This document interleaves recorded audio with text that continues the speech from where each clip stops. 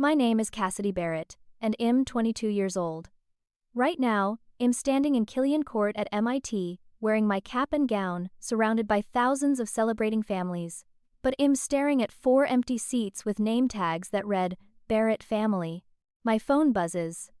It's a photo from my mother showing everyone at my younger brother's Little League game. The caption says, Parker hit a home run, so proud. I look at the timestamp. They're at his game right now, the exact moment I'm graduating from one of the most prestigious universities in the world. They didn't forget, they chose not to come. In this moment, standing alone while everyone around me celebrates with their families, I make a decision that will change my life forever. Before we dive into how I got here and what I did next, tell me where you're watching from in the comments below.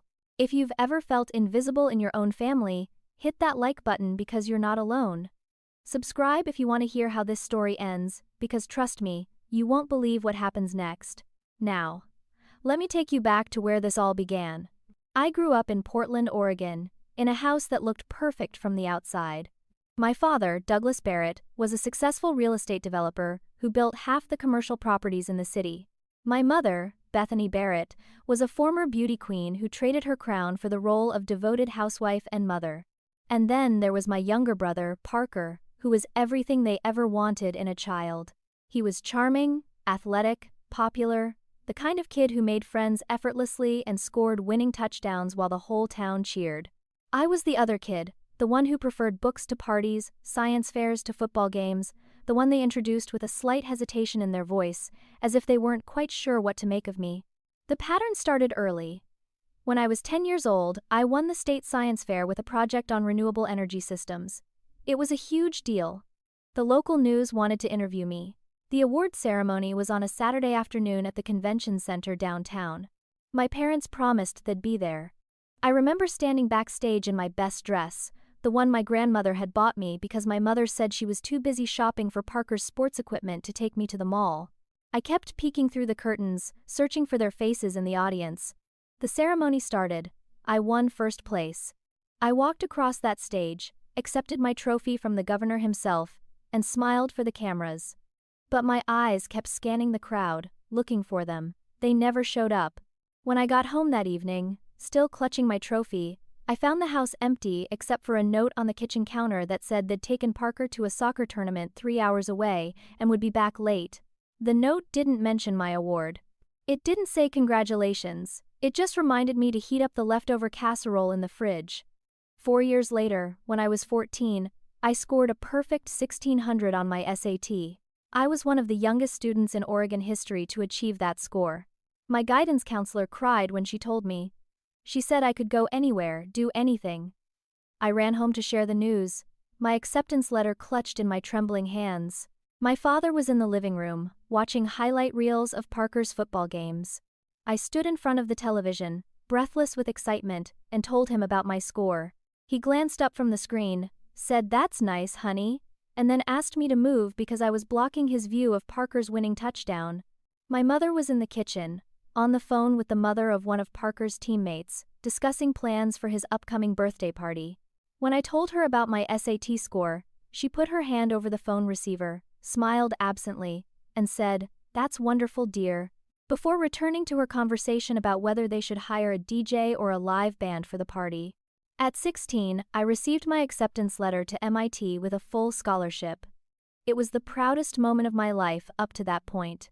MIT only accepted 5% of applicants, and I was one of them. Not only that, but they were paying for everything because of my academic achievements and research potential. My parents threw a small dinner to celebrate, just the 4 of us and my grandmother. It lasted maybe an hour. My mother made spaghetti, my least favorite meal, because it was easy and quick. My father gave a short speech about how proud they were, though he couldn't seem to remember what I'd be studying. Parker spent the entire dinner on his phone, texting his friends. 3 months later, Parker's 16th birthday party was a massive backyard event with over 100 guests, a catered barbecue, a professional photographer, and a highlight reel of his athletic achievements projected on a screen. The party lasted 6 hours. Extended family flew in from out of state. My parents gave speeches that went on for 20 minutes, recounting every touchdown, every home run, every championship game. I stood in the corner, holding a paper plate with potato salad, watching them glow with pride over my brother. That's when I started to understand the dynamic. Parker was the golden child, the one who made them feel successful and important. His achievements were public, visible, celebrated by the community. He was the quarterback, the baseball star, the homecoming king. People knew the Barrett name because of him. I was the invisible daughter, the one who succeeded quietly in ways they didn't understand and couldn't show off at cocktail parties. When people asked about their children, my parents would launch into enthusiastic stories about Parker's sports career and then add as an afterthought that their daughter was good at school. That's all I was to them. Good at school. As if getting into MIT with a full scholarship was equivalent to passing a math test, I told myself it didn't matter. I told myself that academic success would eventually make them see me, make them proud, make them realize that what I was doing was just as valuable as Parker's touchdowns. MIT was supposed to be my redemption. It was supposed to be the moment they finally understood that I was special too, that I had worked just as hard as Parker, that I deserved their attention and pride and love. I spent 4 years at MIT, believing that graduation would be different, that they'd have to acknowledge my achievement because it was too big to ignore. I was so wrong. The moment I arrived at MIT as a freshman, the distance between me and my family became literal. Boston was 2,900 miles from Portland. It might as well have been another planet. My parents drove me to the airport for my flight to Massachusetts, and I remember my mother crying as she hugged me goodbye. I thought maybe she'd miss me. I thought maybe the physical separation would make her realize how much I mattered. But as I walked through security and looked back one last time, I saw them already turning away. My father checking his phone, my mother linking her arm through his, both of them discussing Parker's schedule for the week. The calls home became less and less frequent as the semesters went by. At first, during my freshman year, I called every week. My mother would answer, sound distracted, and spend most of the conversation talking about Parker's recruitment by college football scouts. She'd ask how I was doing, but before I could finish answering, she'd interrupt with another story about Parker's latest game or achievement. My father rarely got on the phone, and when he did, he'd spend maybe 3 minutes asking generic questions about my classes before passing the phone back to my mother so he could return to whatever he was doing. By sophomore year, I was calling once a month. By junior year, once every 2 months. They never called me. Not once in 4 years did either of my parents pick up the phone just to check in, to ask how I was doing, to tell me they were thinking of me. They never visited campus either. Not once. MIT encourages parents to come see the campus, to attend parent weekends, to be involved in their students' college experience. My roommates' parents visited at least 3 times a year. They'd take us both out to dinner, ask about our research, walk around campus with us, take photos in front of the historic buildings. Other students' families came for football games, for concerts, for lectures by famous speakers. My parents claimed it was too far to travel. Portland to Boston was expensive, they said. They couldn't take time off work, they said. But I saw the Facebook posts. I saw the family trip to Disneyland for Parker's 17th birthday. I saw the vacation to Hawaii over spring break. I saw the weekend trips to Seattle for shopping, to San Francisco to tour colleges with Parker, to Los Angeles to visit family friends. They could travel. They just didn't want to travel to see me. Social media became a window into a family life I wasn't part of. Every holiday, every celebration, every milestone was documented and posted. Thanksgiving dinners with extended family gathered around the table, Christmas mornings with piles of presents under the tree, 4th of July barbecues with neighbors and friends. I was never in the photos. I was never mentioned in the captions. It was as if I didn't exist. They'd post about Parker constantly, his games, his awards, his college offers, his social life. My mother would write long, gushing posts about how proud she was to be his mom, how blessed she was to watch him grow into an amazing young man. She never wrote posts like that about me. When I made the dean's list every single semester, she didn't mention it once. When my research on artificial intelligence was published in an academic journal during my junior year, my name in print alongside professors twice my age, she didn't share it. When I won a competitive internship at Google the summer between my junior and senior year, she posted about Parker's Summer Baseball League championships instead. The phone calls I did have with them were brief and awkward. I'd call home and try to share my achievements, my excitement about my research, my pride in the work I was doing. My mother would listen for maybe 2 minutes before changing the subject to Parker's latest college recruitment offer. My father would ask about my grades in a way that felt obligatory, like he was checking a box on a list of parental responsibilities. When I mentioned that I'd been invited to present my research at a national conference, my father said, "That's great, honey," and then asked if I'd sent Parker a birthday card because he'd be disappointed if I forgot. When I told them I was being considered for a prestigious fellowship, my mother said, "How nice, dear," and then spent the next 20 minutes describing the party they were planning for Parker's high school graduation. My roommate, Nora Peterson, noticed. Nora was from Chicago, a computer science major with curly red hair and a laugh that could fill a room. Her parents called her twice a week, every week, for 4 years. They'd video chat for an hour at a time, her whole family gathering around the screen, asking her questions, telling her about their lives, making her feel connected even from hundreds of miles away. They sent care packages filled with homemade cookies and handwritten notes. They flew out for parent weekend every single year. They treated me like a second daughter, always including me in their plans when they visited, taking me to dinner, asking about my research with genuine interest, remembering details from previous conversations. Nora's mother, Helen, was a corporate lawyer who somehow found time to send me birthday cards and care packages too. Her father, Richard, was a software engineer who loved talking to me about my AI research and would email me articles he thought I'd find interesting. By my senior year, I spent most holidays with Nora's family. They invited me to Chicago for Thanksgiving, for Christmas, for spring break. They made me feel like I belonged, like I mattered, like my presence added something to their family dynamic. Meanwhile, my own family rarely extended invitations. When they did, it felt obligatory, like they were checking a box. "Come home for Christmas if you want," my mother would say, as if my presence was optional and slightly inconvenient. "We're having a quiet holiday this year anyway," she'd add, which I'd later see on Facebook was a lie. Their holidays were never quiet. They were filled with extended family and friends and elaborate celebrations. I just wasn't invited to be part of them. I tried to convince myself I didn't care anymore. I tried to build a life at MIT that didn't require their approval or attention. I made friends, I excelled in my classes, I threw myself into my research. I told myself I was independent, that I didn't need them, that their lack of interest was their loss, but deep down, there was still a part of me that hoped, a part of me that believed graduation would be different. Graduation was a milestone they couldn't ignore, couldn't dismiss, couldn't minimize. It was MIT. It was one of the biggest achievements of my life. Surely they'd show up for that. 3 months before graduation, I sent a detailed email to my parents. I included the date, the time, the location of the ceremony. I attached a PDF with information about the weekend's events, the rehearsal dinner MIT was hosting for families, the tours of the campus labs where I'd conducted my research, the reception with faculty and students. I researched hotels near campus and sent them a list with prices and availability.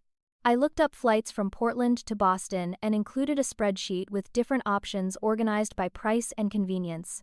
I did everything I could to make it easy for them.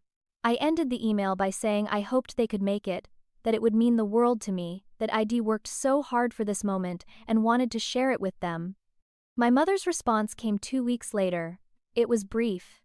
"Sounds wonderful, honey. Well, try our best." The exclamation point felt forced, enthusiastic in a way that rang hollow. Try our best. Not "we'll be there," not "we wouldn't miss it," not "we're so proud." Well, try. As if my graduation from MIT was something they might fit into their schedule if nothing better came up. 2 months before graduation, I called to confirm. My mother answered on the 5th ring, sounded distracted. I could hear the television in the background, the announcers commenting on a baseball game. Yes, we're planning on it," she said. "Your father and I were just talking about it. We need to book the flights soon." I asked if she'd looked at the list I sent. She said she had, said they'd get to it this week. I asked about the hotel. She said they'd take care of it. I offered to book everything for them, offered to send them a complete itinerary, offered to coordinate everything so all they had to do was show up. She said that wasn't necessary, that they were adults who could manage their own travel plans, that I should focus on my finals and not worry about them. I hung up, feeling uneasy but tried to push the anxiety down. 1 month before graduation, I took matters into my own hands. I booked a hotel room for them at the Marriott near campus. I used my own credit card, my own money from my internship savings. I sent them the confirmation number along with another email containing a detailed schedule of the weekend. Friday afternoon arrival recommended, I wrote. Rehearsal dinner at 6, Saturday morning tours at 10, graduation ceremony at 2, reception at 5. I added notes about parking, about what to wear, about where to meet me. I ended the email with, I can't wait to see you, I love you. My mother responded with a thumbs up emoji. That was it. Just a single thumbs up emoji to acknowledge the biggest weekend of my life. 2 weeks before graduation, my father mentioned during a phone call that Parker had regional baseball finals around that time. Around that time.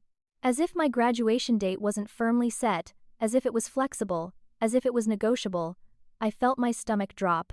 I reminded him that I'd sent the information months ago, that I'd booked their hotel, that I'd planned everything. He assured me they'd work it out, said they'd figure out the schedule, said not to worry. His tone was the same one he used when I was a kid and asked if we could get a dog. Sure, honey. Well, see. Well, think about it. Well, work it out. The tone that meant no without actually saying no. 1 week before graduation, I couldn't get either of them on the phone. I called 6 times in 3 days. Left voicemails, sent texts. Finally, my mother called back. She sounded rushed, said they were running errands for Parker's upcoming game. I asked point blank if they were coming to my graduation. She sounded almost offended that I was asking. Of course we're coming, she said. Why would you even question that? I told her I'd been trying to reach them for days, that I needed to confirm plans.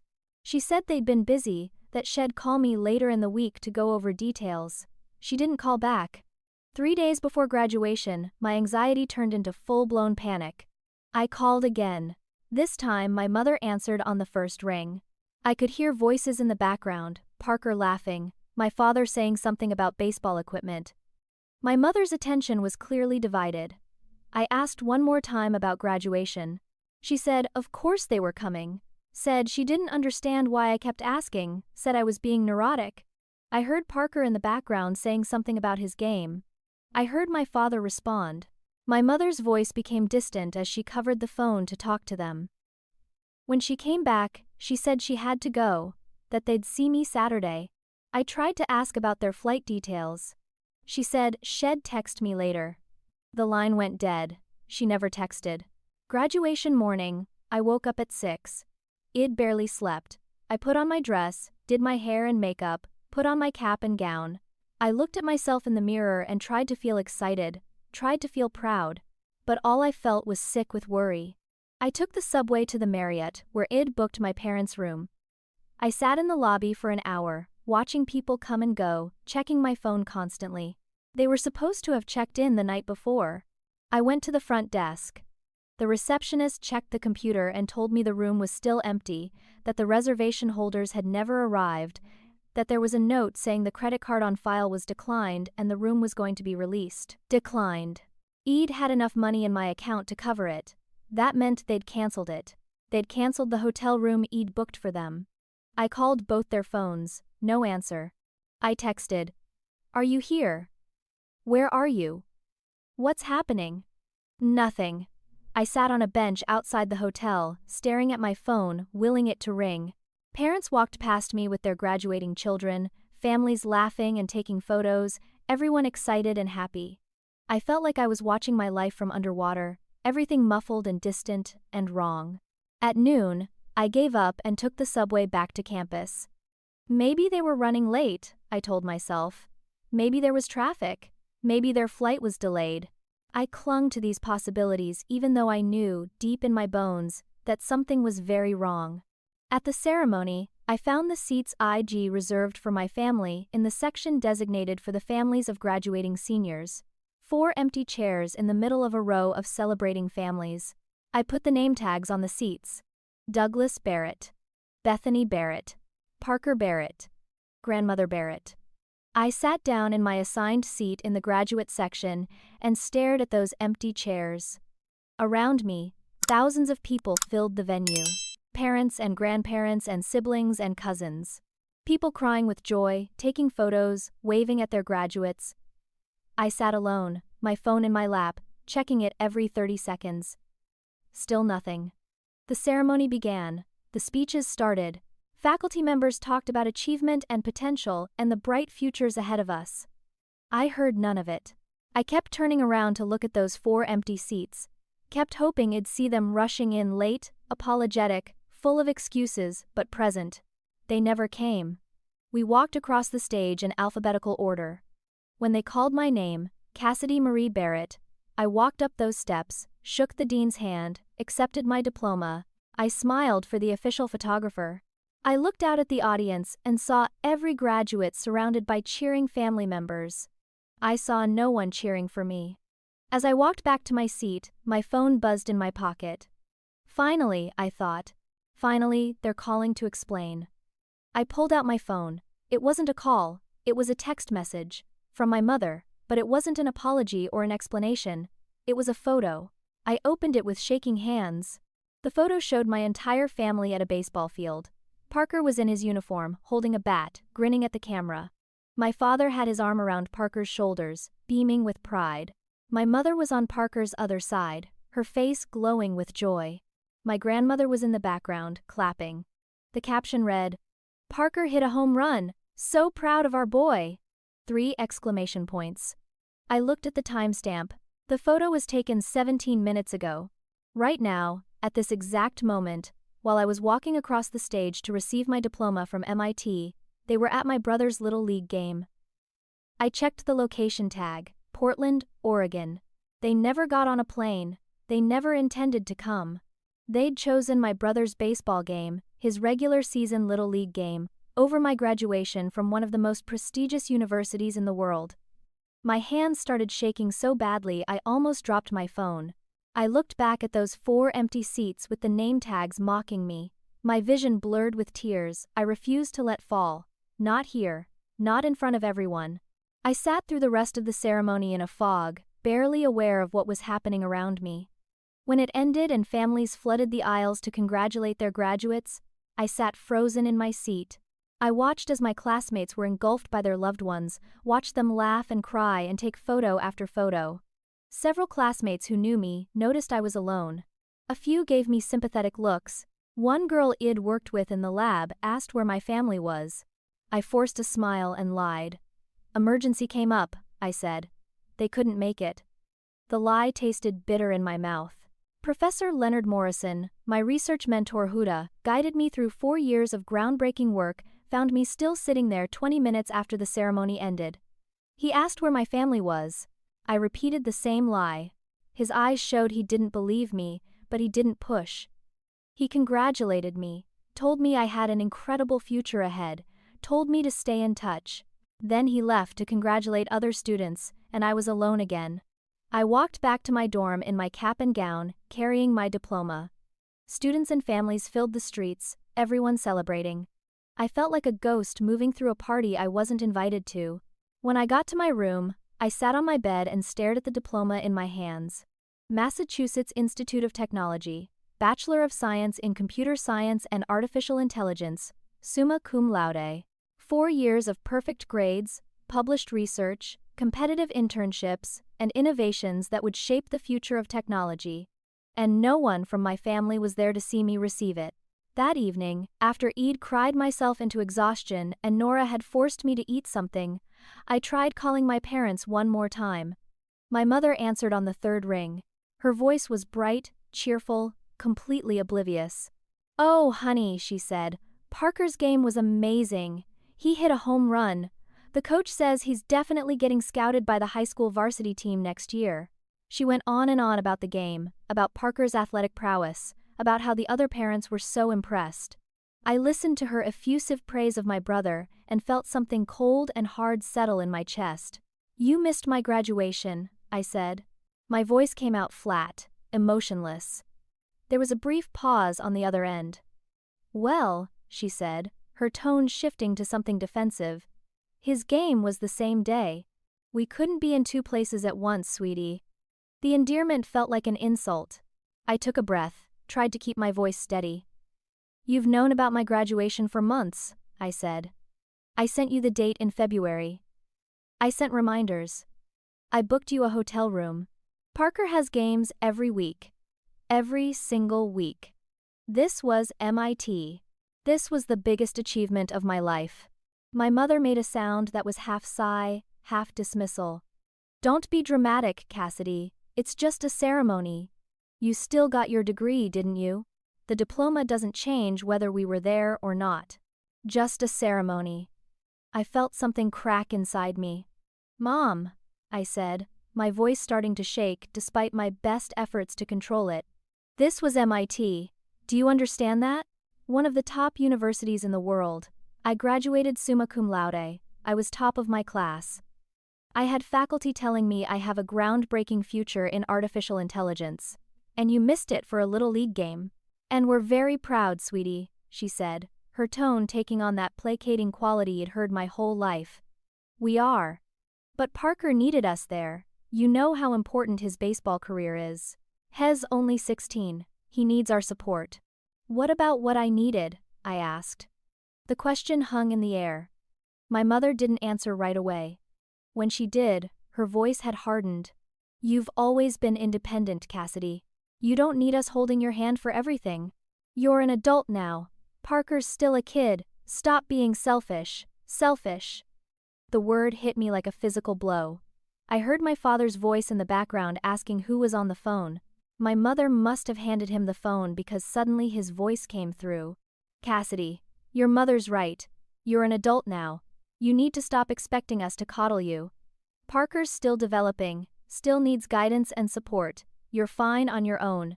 You always have been. That's not something to be upset about. That's something to be proud of. Did you even remember it was today? I asked. Before you saw my calls, did you remember? There was a long silence. Of course we remembered, my mother said, but the pause before she spoke gave them away. You didn't, I said. You completely forgot. My father's voice took on an edge of irritation. Look, he said. Well, celebrate next time we see you. Come home for the summer. Well, have a nice dinner or something. When? I asked. When am I coming home? When are you inviting me? Another pause. Well, my mother said, not this weekend. Parker has playoffs. And next month we're touring colleges with him. We have a whole schedule set up. USC, UCLA, University of Oregon. Hess got interest from all of them. Well, figure out a date once things settle down. But things would never settle down. There would always be another game, another tournament, another event for Parker that took priority.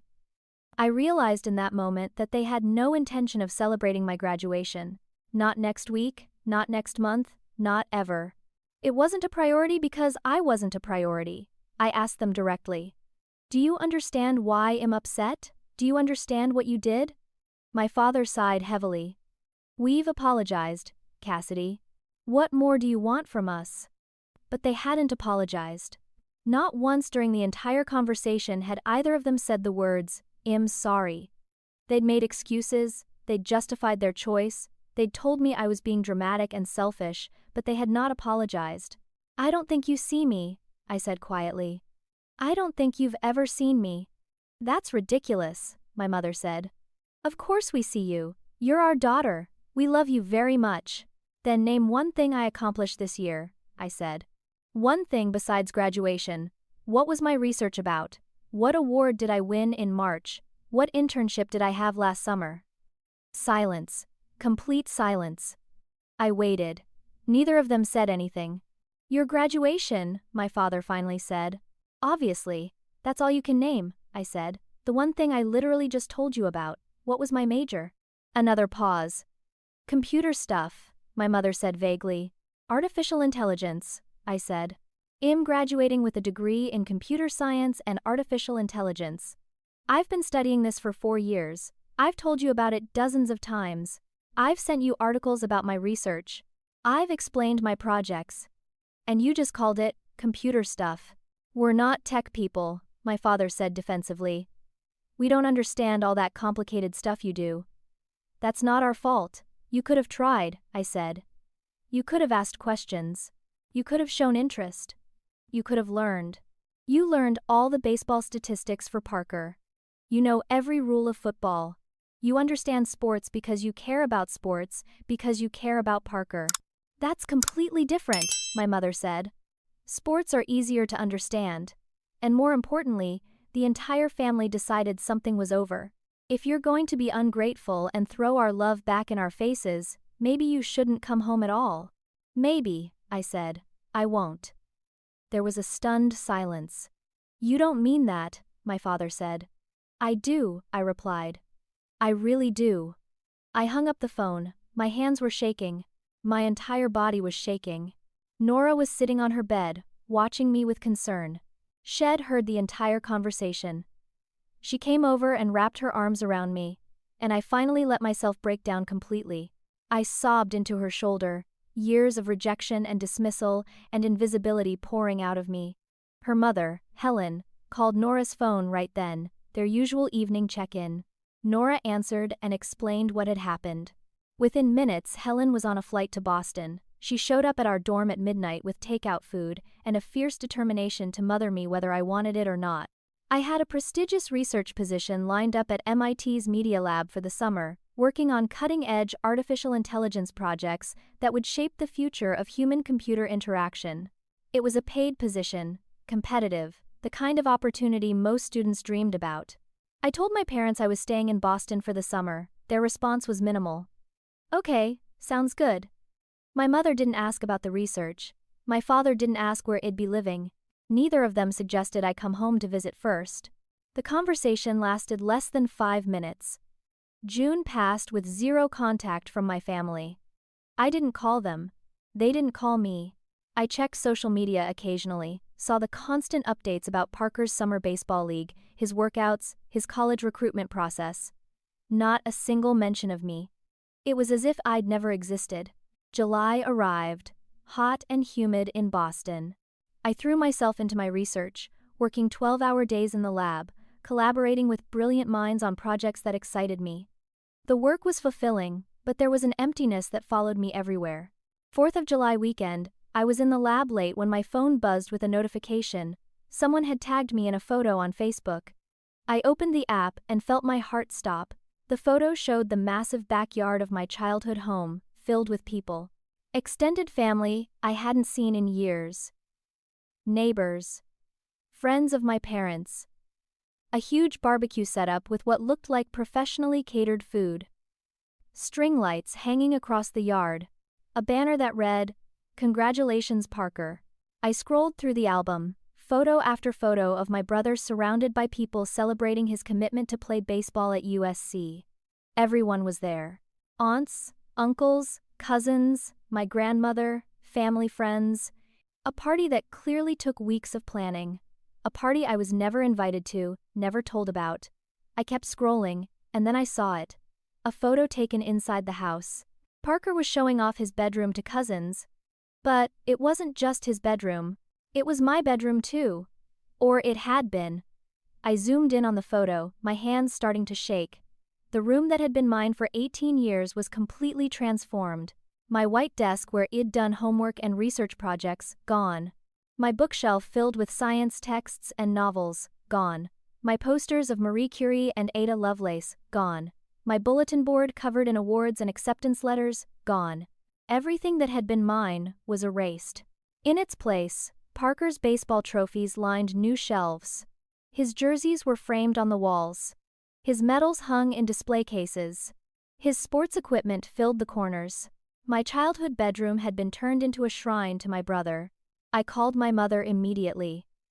She answered cheerfully, clearly still at the party. I could hear laughter and music in the background. "You converted my bedroom into Parker's trophy room," I said without preamble. "Oh, honey," she said, sounding unconcerned. "You're not living here anymore. Parker needed the space. Your things are boxed up in the garage." I felt like I'd been punched in the stomach. "You erased me," I said. "You literally erased me from the house. You had a huge party and didn't invite me. "Don't be so dramatic," my mother said, her voice taking on an edge of annoyance. "We packed your things carefully. You can go through them whenever you visit. And the party was for Parker's achievement. You had your graduation. This isn't about you." "Everything is always about Parker," I said, my voice rising. "Always. His games, his parties, his achievements. What about mine? What about the fact that I graduated from MIT? What about celebrating that?" "We did celebrate," she said defensively. "We had that dinner in May." "That dinner?" I said incredulously. "You made spaghetti." We sat at the table for 45 minutes. That was my MIT graduation celebration. And Parker gets this? 100 people, professional catering, a weekend-long event? You don't see the difference? My father took the phone. I could hear the irritation in his voice even before he spoke. "Cassidy, enough. You're being ridiculous. We love both our children equally. We've always supported you. This jealousy of your brother needs to stop. It's not attractive." "I'm not jealous," I said. "I'm invisible. There's a difference." "You're being ridiculous," he repeated. "We love you, we're proud of you. If you can't accept that, that's your problem." "Then name one thing," I said. "Name one thing I accomplished this year besides graduation. What award did I win in March? What was my research published in? What internship am I doing right now?" Silence. "Your graduation," my father finally said. "That's all you've got," I said. "Because you don't pay attention. You don't know anything about my life because you don't ask, you don't care. You know what your problem is," my father said, his voice cold now. "You're jealous of your brother. You always have been. Has successful, has popular, has everything you're not, and you can't stand it. So you manufacture these grievances to make yourself the victim." "I'm not the victim," I said. "I'm the forgotten one. Name my major. Name my research focus. Name one friend I have. Tell me one thing about my life at MIT that isn't my graduation." Silence again. "That's what I thought," I said. "I don't have to prove our love to you," Douglas said. "If you're going to be ungrateful, if you're going to throw our support back in our faces, maybe you shouldn't come home at all." "Maybe I won't," I said again. And this time, I meant it with every fiber of my being. "Fine," he said. "Don't.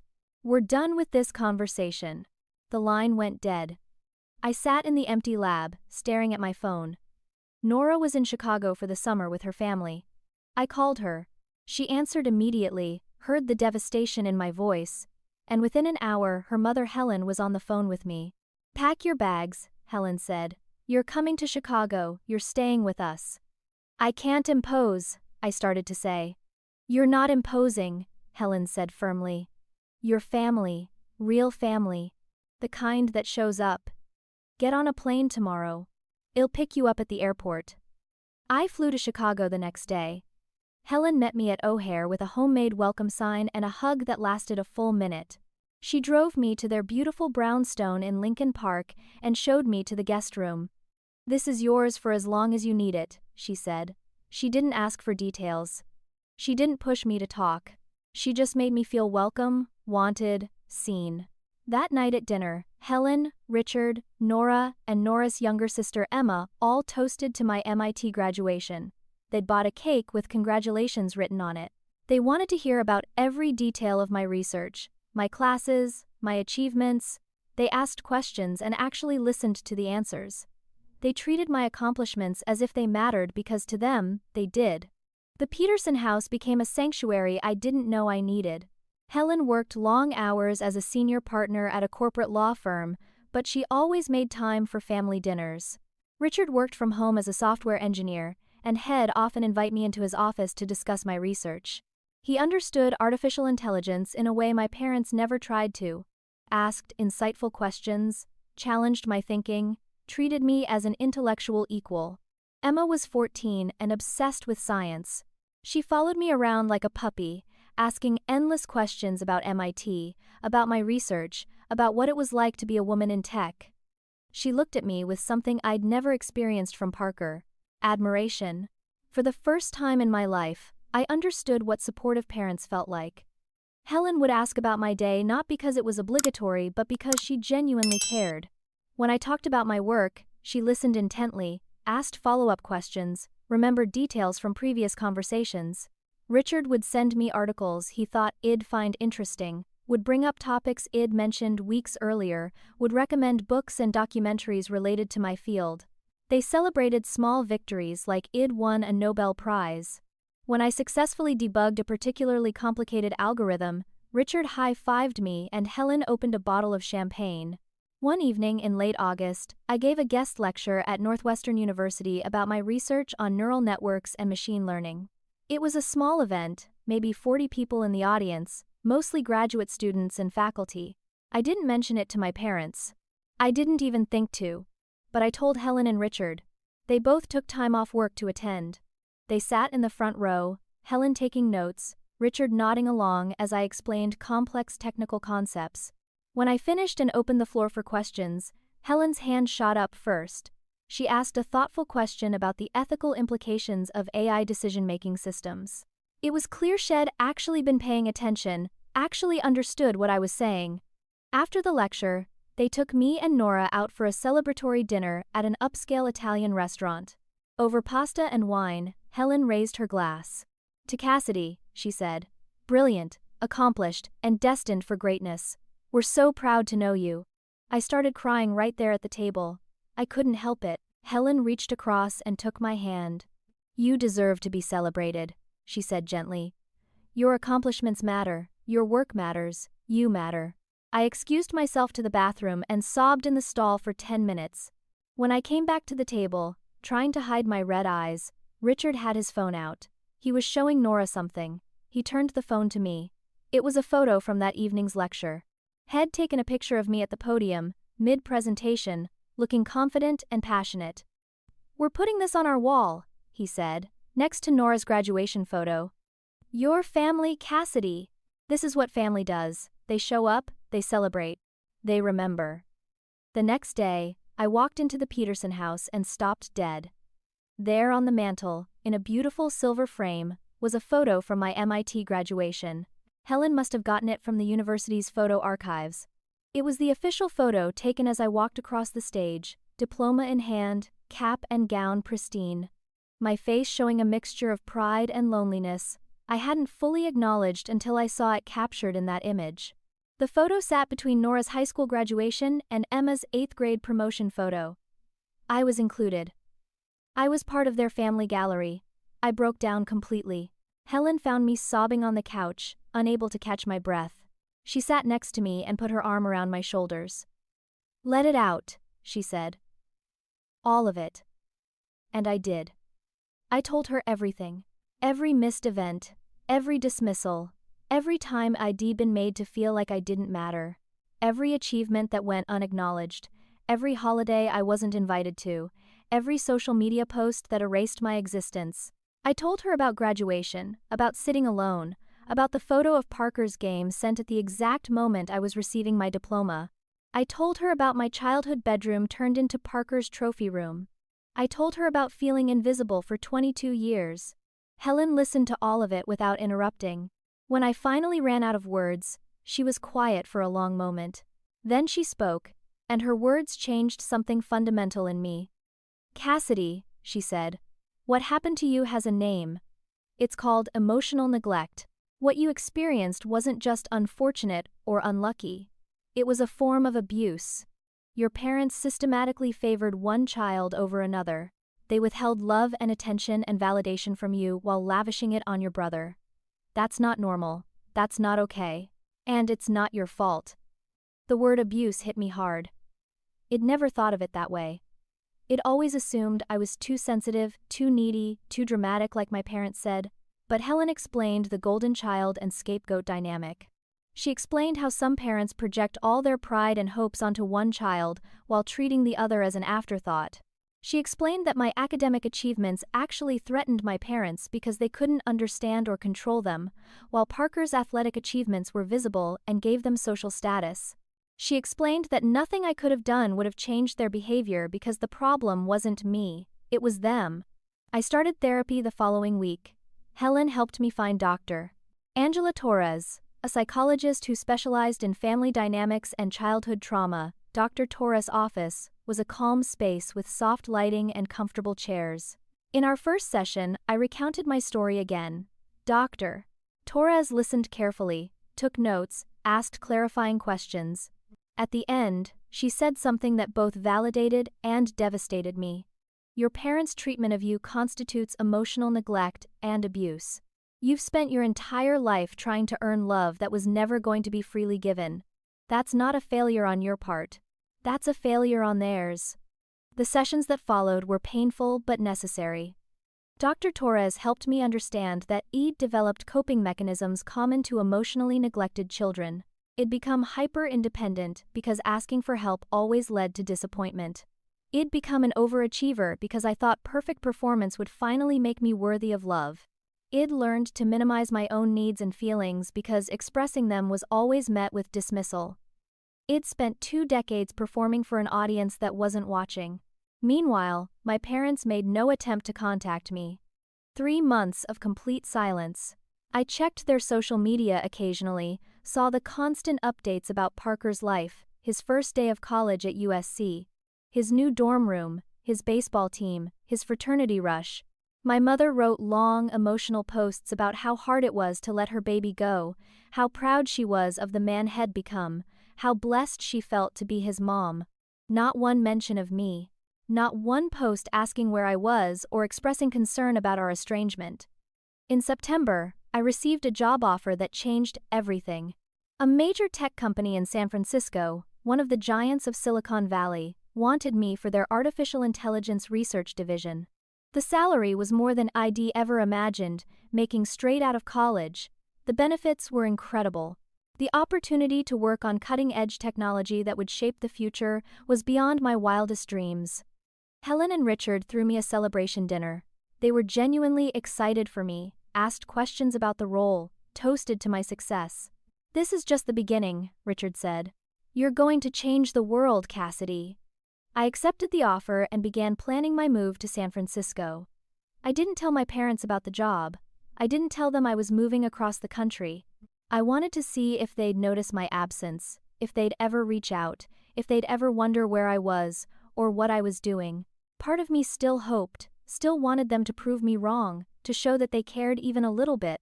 But I was also beginning to accept that they probably wouldn't. I moved to San Francisco in mid-September. Found a beautiful apartment in the Mission District with exposed brick and huge windows that let in golden California light. The tech company provided relocation assistance, and I furnished my new home with care, creating a space that felt truly mine.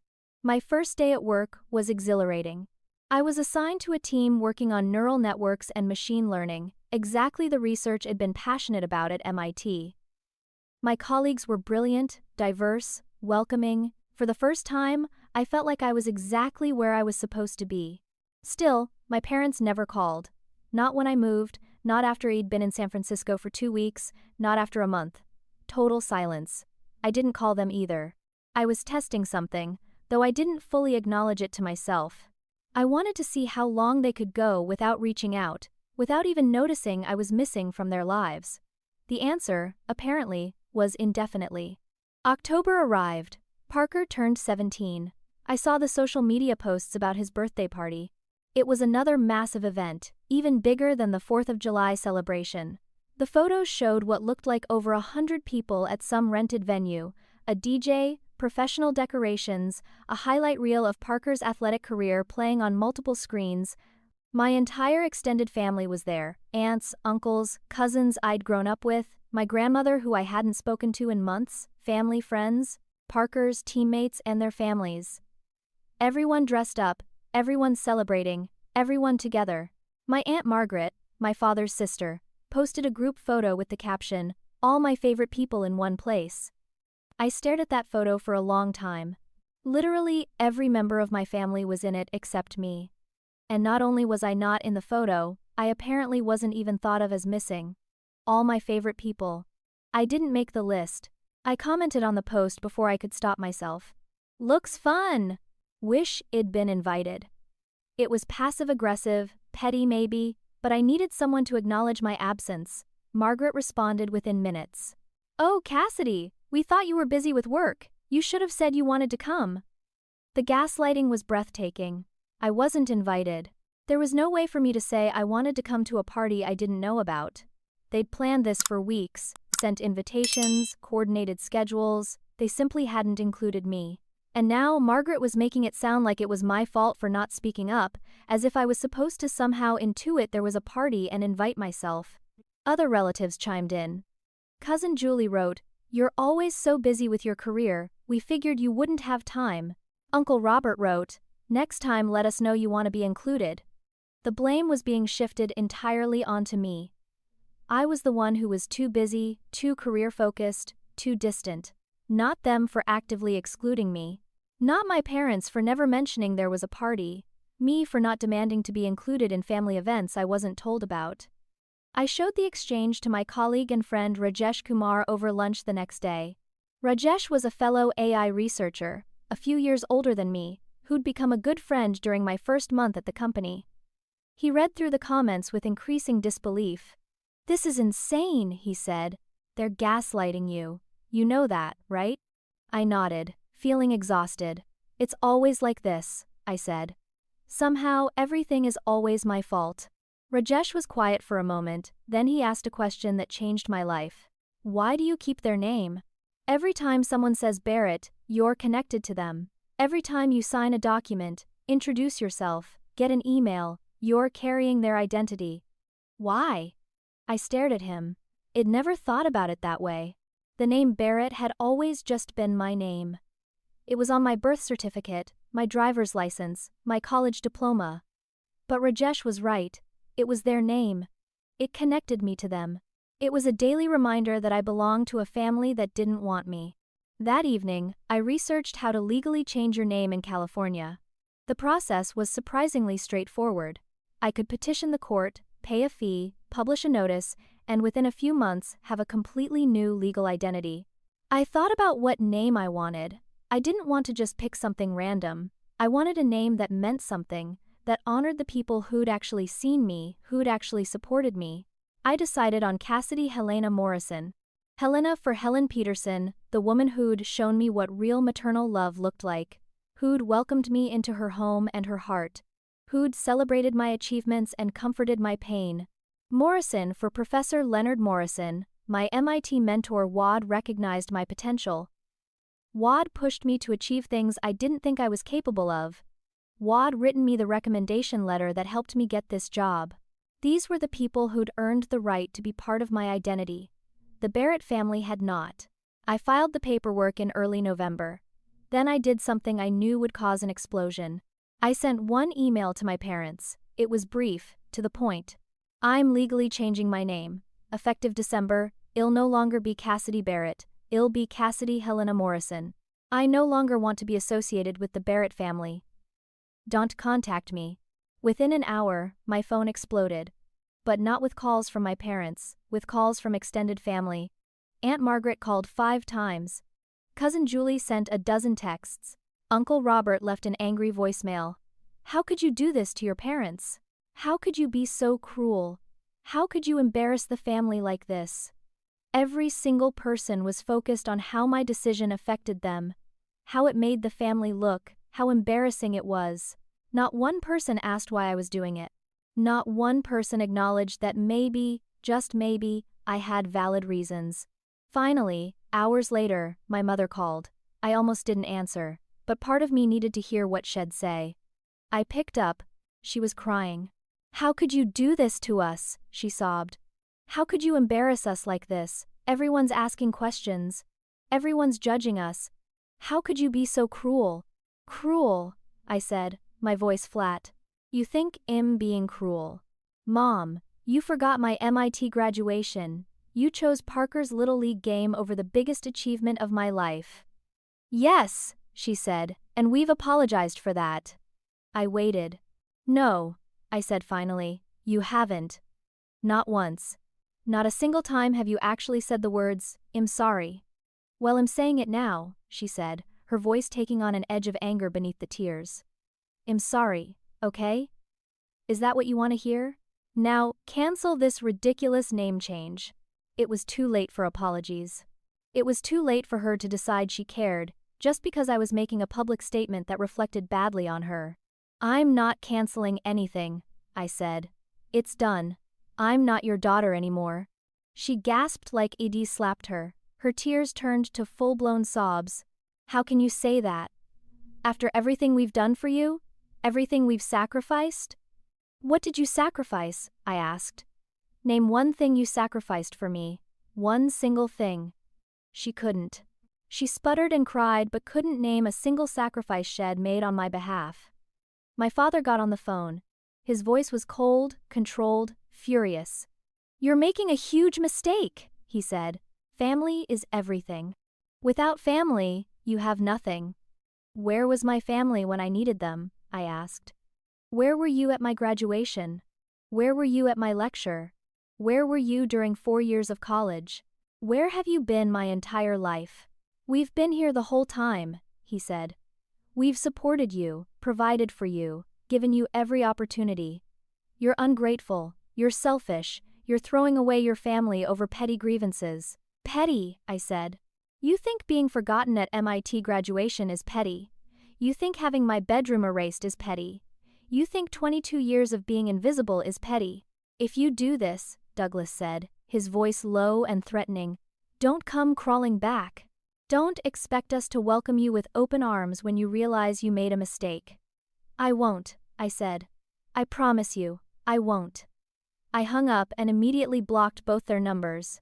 I blocked them on social media. I blocked their email addresses. I cut off every avenue they had to reach me. The name change became official on December 15th. I went to the courthouse, appeared before the judge, and legally became Cassidy Helena Morrison. I walked out of that courthouse with new documents, a new driver's license application, a new passport application. I changed my name at work, updated all my accounts, informed everyone in my life. I was no longer a Barrett. I was free. But freedom felt heavy. That evening, sitting in my apartment with my new ID in my hands, I cried harder than I ever had. I grieved the family I'd wanted, the parents I'd needed, the childhood I should have had. I grieved the version of myself who'd tried so hard to be good enough, smart enough, accomplished enough to earn their love. I grieved the hope I'd carried for 22 years that someday they'd see me. Julian, the software architect I'd been dating for a few months, came over and just held me while I fell apart. 6 months passed. Spring arrived in San Francisco with blooming jacaranda trees and warming sunshine.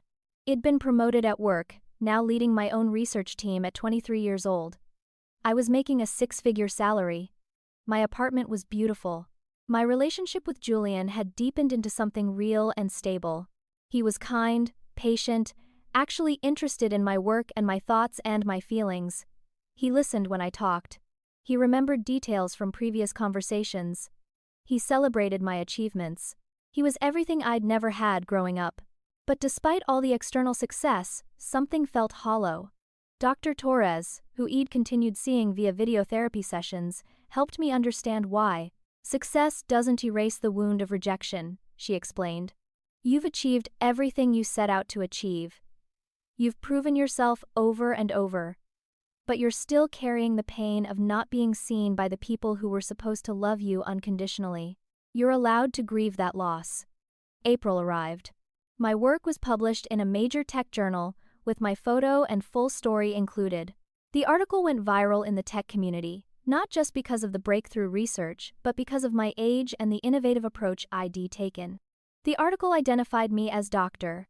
Cassidy Helena Morrison, even though I didn't have my doctorate yet. They'd made an error, but I didn't correct it because seeing that name in print felt like vindication. Major tech publications picked up the story. I was interviewed on podcasts. I was invited to speak at conferences. In May, my mother found the article. I don't know how. Maybe a friend sent it to her. Maybe she was Googling my name, though she'd have had to search my new name. However, she found it. She created a new Facebook account because I'd blocked her old one. The friend request came through one morning. Bethany Barrett Morrison. She'd added my new last name to hers, as if that would make me more likely to accept. I stared at the request for a long time before declining it. Then the message came through anyway, sent to my message requests folder, where she could contact me even without being friends. We saw your article, she wrote. Very impressive. We've always been proud of you. The lie was so blatant, so audacious, it took my breath away. Always been proud. Shed forgotten my graduation. Shed erased my bedroom. Shed ignored me for years.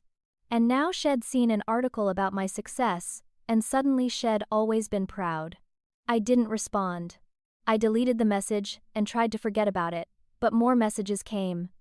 From Douglas, from Bethany, from Parker. Your mother is heartbroken, my father wrote. You've torn this family apart. All she wants is to have her daughter back. Can't you forgive her? Can't you let this go? From Parker, his first contact in over a year. Everyone's upset, can't you just apologize and come home? The audacity of asking me to apologize, as if I'd done something wrong, as if I was the one who needed forgiveness. Aunt Margaret messaged too. Your parents are devastated. They did their best. They're not perfect, but they love you. Stop being so cruel and stubborn. Every message painted me as the villain, the ungrateful daughter who'd abandoned her loving family. No one acknowledged what they'd done. No one asked why I'd left. No one seemed to think my reasons might be valid. The message from Parker hurt the most. I'd always hoped that one day my brother would see the truth, would understand how differently we'd been treated. But his message made it clear he'd absorbed our parents' narrative completely. In his mind, I was the problem. I was the one being dramatic and cruel. He had no idea, would probably never have any idea, what it felt like to be the forgotten child. I nearly broke. Old patterns of guilt started resurfacing. Maybe I was being too harsh. Maybe I should give them another chance.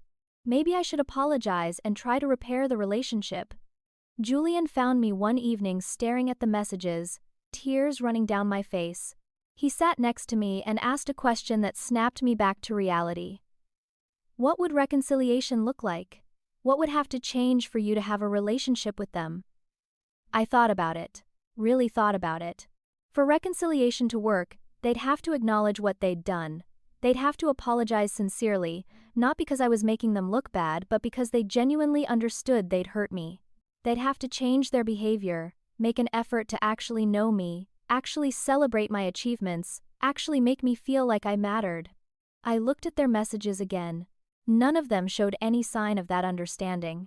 They weren't sorry for how they'd treated me. They were sorry that I'd made our private family dysfunction public. They didn't want to repair our relationship. They wanted me to come back and be invisible again, to stop making waves, to accept my role as the forgotten daughter. I wrote a detailed response email. I outlined every hurt, every missed event, every dismissal, every moment of invisibility. I included dates and specific examples. The time they missed my state science fair, the perfect SAT score they dismissed, the MIT acceptance they barely celebrated, the 4 years of college they never visited, the graduation they chose to skip, the party I wasn't invited to, the bedroom they erased. I laid it all out in excruciating detail. Then I ended with this. You can't miss someone you never saw. You don't miss me. You miss the idea of having a daughter who doesn't make waves, who doesn't call out bad behavior, who accepts being treated as an afterthought. I'm not that person anymore. I'm Cassidy Helena Morrison, and I don't need your approval to know I have value. I stared at the email for an hour before sending it. My finger hovered over the send button. Julian sat next to me, not pushing, just present. Finally, I hit send. Then I had a panic attack. Full-blown, gasping for air, room spinning, panic attack. Julian called Nora. Nora called Helen. Within minutes, I had both of them on video call, talking me through it, reminding me to breathe, assuring me I'd done the right thing. You told your truth, Helen said. That takes incredible courage. I am so proud of you. Nora added, you don't owe them anything. Not your presence, not your forgiveness, not your pain. You get to decide what's healthy for you. I spent the night on the couch with Julian, too anxious to sleep, checking my email obsessively. The response came the next morning. It was from my father. Short, brutal, final. You're selfish, ungrateful, and cruel. You've chosen to abandon your family over minor misunderstandings. That's on you. Don't contact us again. My mother added a separate email. We tried. We reached out. We offered reconciliation. You refused. You've chosen to give up on us. That's your decision, and you'll have to live with it." Parker didn't respond at all. That hurt more than anything. I realized in that moment that I'd lost not just my parents but my entire family of origin. I took a week off work. I stayed in my apartment, barely ate, barely slept. I replayed every memory, every moment, wondering if I'd been wrong. Wondering if I'd overreacted. Wondering if I'd just thrown away my family over nothing. Julian stayed with me, not saying much, just being there. He brought me food. He held me when I cried. He didn't try to fix it or tell me it would be okay. He just sat with me in my grief. Dr. Torres had an emergency session with me. "This is grief," she said gently. "You're grieving the family you'll never have. You're grieving the parents who will never see you. You're grieving the childhood you deserved but didn't get. That grief is real and valid. Feel it. Don't run from it. Don't minimize it. Feel it fully so you can eventually move through it." Slowly, over the course of that week, I began to emerge from the darkness. I looked around my apartment and saw photos of people who chose me, Nora and me at MIT. Helen, Richard, Nora, Emma, and me at dinner in Chicago. Julian and me at a tech conference. My research team at work celebrating our latest breakthrough. I had family. It just wasn't the family I was born into. These people chose me every single day. They showed up. They celebrated my achievements. They comforted my pain. They saw me. The Barrett family had never chosen me, not once in 22 years. 2 years later, at 25 years old, I stood in front of my bathroom mirror, adjusting my wedding dress. Nora stood next to me, her bridesmaid dress, a soft blue that complemented her red hair. She was my maid of honor, my best friend, my chosen sister. "We've come a long way," she said, smiling at me in the mirror. I smiled back. "We really have." My wedding to Julian was planned for Napa Valley, a small, intimate ceremony at a beautiful vineyard. 50 guests, all people I loved, all people who'd chosen to be part of my life. Helen and Richard Peterson were invited not as family friends but as parents of the bride. Helen was walking me down the aisle. Richard was giving a father-daughter speech. They'd earned those roles. They'd shown up when it mattered. A week before the wedding, there was a knock on my apartment door. I opened it and felt my stomach drop. My mother stood there, looking older than I remembered, tired, her eyes red. "I had to see you," she said. "I heard about the wedding. I didn't invite her in." I stood in the doorway, my hand on the door, ready to close it if needed. "What do you want?" I asked. My voice was calm, detached. "I want to understand," she said. "I want to know how we got here."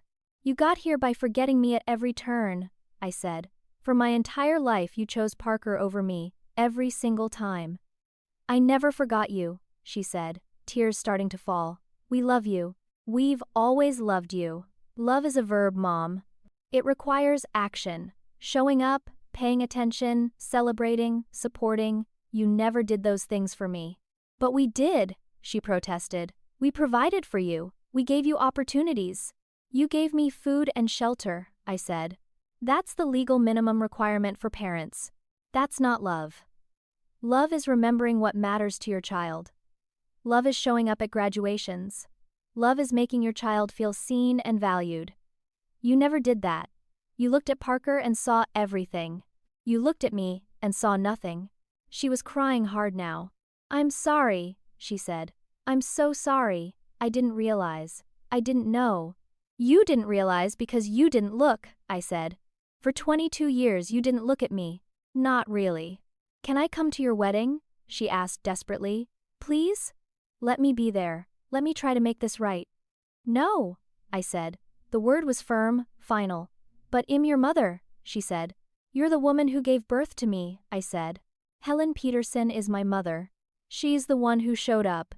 She's the one who celebrated my achievements. She's the one who saw me. She's walking me down the aisle." My mother looked like I'd struck her. "You're really giving up on us," she said. "I'm not giving up," I said. "I'm choosing myself. I'm choosing people who chose me. I'm choosing health over obligation."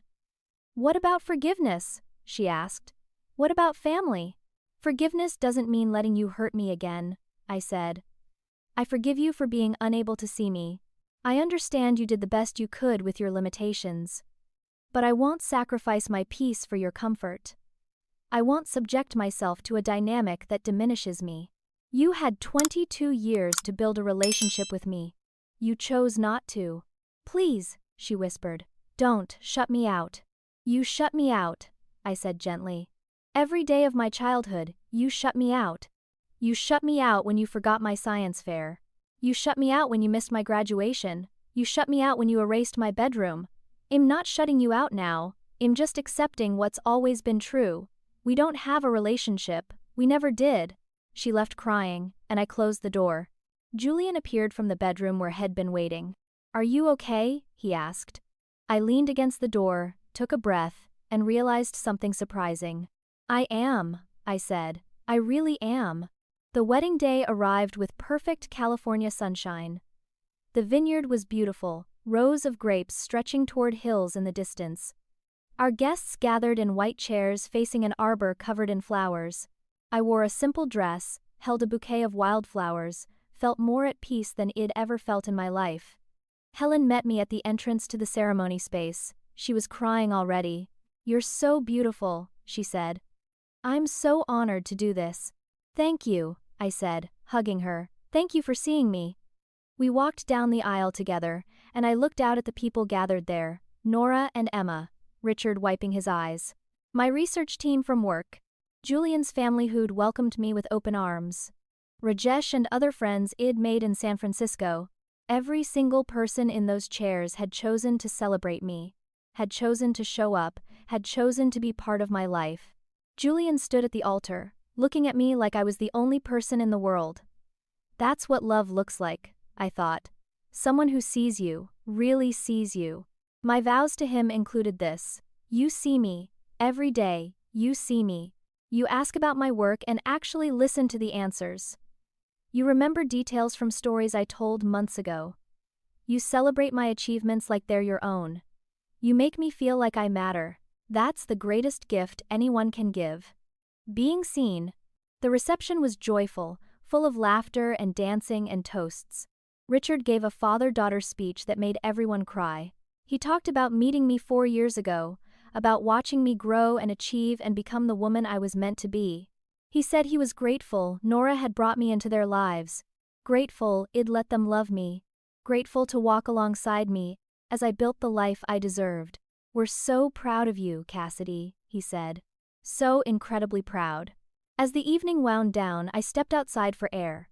The sun was setting, painting the sky in shades of pink and gold. Nora found me there, 2 glasses of champagne in her hands. She gave me one. Any regrets? She asked. None, I said. I spent so many years trying to be enough for people who would never think I was enough. Now I'm surrounded by people who think I'm more than enough exactly as I am. Your parents missed out, Nora said. They'll realize it someday. Maybe, I said. But that's not my burden anymore. Their regret, their realization, their growth, that's theirs to deal with. I'm free. 6 months after the wedding, an envelope arrived at my apartment. The return address was USC. Inside was a handwritten letter from Parker. I hesitated before opening it, wondering if I could handle whatever was inside, but curiosity won. I unfolded the pages and started reading. The letter began with an apology. I'm sorry. I'm so sorry. I should have said this years ago.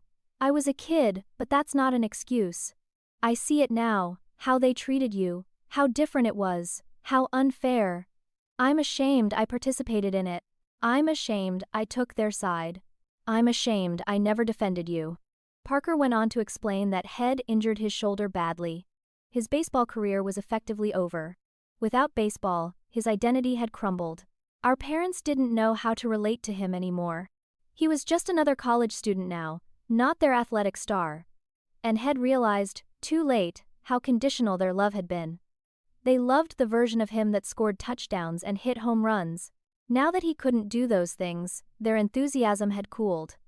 He was experiencing a fraction of what I'd lived with my entire life. He wrote, "You deserved better. You deserved parents who celebrated your brilliance. You deserved to be seen. I'm sorry I didn't see it sooner. I don't expect forgiveness. I don't deserve it. But I wanted you to know that I understand now. And, I'm sorry. I cried reading his letter. Not from sadness, but from relief. Someone from my family finally saw me, finally acknowledged the truth. I wrote back. Thank you for seeing me, I said. Thank you for acknowledging what happened. I appreciate your apology more than you know. I'm sorry you're going through pain, but I'm glad it's opened your eyes. When you're ready to build a real relationship, I'm here. Not with conditions, not with the old family dynamic. Just us, as siblings learning who we are outside of our parents' narratives. Parker responded, I'd like that. I'd really like that. The story could end there, with the reconciliation with my brother, and my happily ever after, with Julian. But the real ending came a few months later when I was invited to give a keynote speech at a major tech conference in Austin. It was the biggest speaking opportunity of my career, 1,000 people in the audience, my talk being live-streamed to tens of thousands more. I stood backstage, nervous and excited, thinking about how far I'd come. The MC introduced me. Dr. Cassidy Helena Morrison, leading researcher in artificial intelligence and machine learning, graduate of MIT, visionary in her field. I walked onto that stage to thunderous applause. I looked out at the sea of faces, all there to hear what I had to say, and felt a surge of pride that had nothing to do with my family of origin and everything to do with the life I'd built. I began my speech with a story. I told them about being a kid who loved science but felt invisible. I told them about working hard for achievements that went uncelebrated. I told them about learning the most important lesson of my life. Your worth isn't determined by who refuses to see it. It's determined by your decision to see it in yourself. I talked about building community, about finding people who choose you, about creating family beyond biology. I talked about resilience not as bouncing back, but as building forward. The audience was completely silent, hanging on every word. I talked about my research, about artificial intelligence, about the future we were building. But I wove in the personal story because I wanted people to understand that success isn't just about intelligence or hard work. It's about believing you deserve it. It's about surrounding yourself with people who build you up instead of tear you down. It's about knowing when to walk away from relationships that diminish you, even when those relationships are family. I ended the speech with this. I spent 22 years trying to be enough for people who would never see my worth. Then I spent 3 years building a life beyond their vision. And in doing so, I found my own. You don't need permission to be extraordinary. You don't need validation from people who refuse to give it. You just need the courage to see yourself clearly and the strength to walk toward the life you deserve. The standing ovation lasted 3 minutes. People lined up afterward to tell me my story resonated with them, that they'd felt invisible too, that hearing me helped them feel less alone. That evening, I video called Helen, Richard, Nora, and Emma. I told them about the speech, about the response, about how it felt to stand on that stage and own my story. Helen said she was proud of me. Richard said I was changing lives. Nora said, Shed, always known I was destined for greatness. Emma, now 16, and applying to colleges to study engineering, said I was her hero. These people, this chosen family, had given me something my biological family never could. They'd given me the space to become fully myself. I never heard from my parents again. They never apologized sincerely. They never acknowledged their role in our estrangement. They never tried to understand, and I made peace with that. Some people will never see you, no matter how brightly you shine. Some relationships can't be salvaged because they were never built on mutual respect and love in the first place. Walking away from my family of origin was the hardest thing I've ever done. It was also the most necessary. At 27 now, I'm thriving. My research is changing how we think about artificial intelligence. I'm happily married to someone who sees me every day. I have a chosen family who celebrates my wins and comforts my losses. I have a brother who's learning to see beyond what our parents taught him. I have peace. Real peace. The kind that comes from knowing your worth doesn't depend on other people's inability to recognize it. So here's my question for you. Have you ever felt invisible in your own family? Have you ever had to choose yourself over obligation? Have you ever walked away from people you loved because staying was destroying you? Tell me your story in the comments below. You're not alone in this. Let's support each other. If this story resonated with you, hit that like button. Share this video with someone who needs to hear it. Subscribe to this channel for more stories about resilience, healing, and building the life you deserve. Thank you for listening to my story. Thank you for seeing me. I hope wherever you are in your journey, you're choosing yourself. You're choosing people who choose you. You're choosing peace. You deserve to be seen. You deserve to be celebrated. You deserve to be loved for exactly who you are. Don't ever forget that.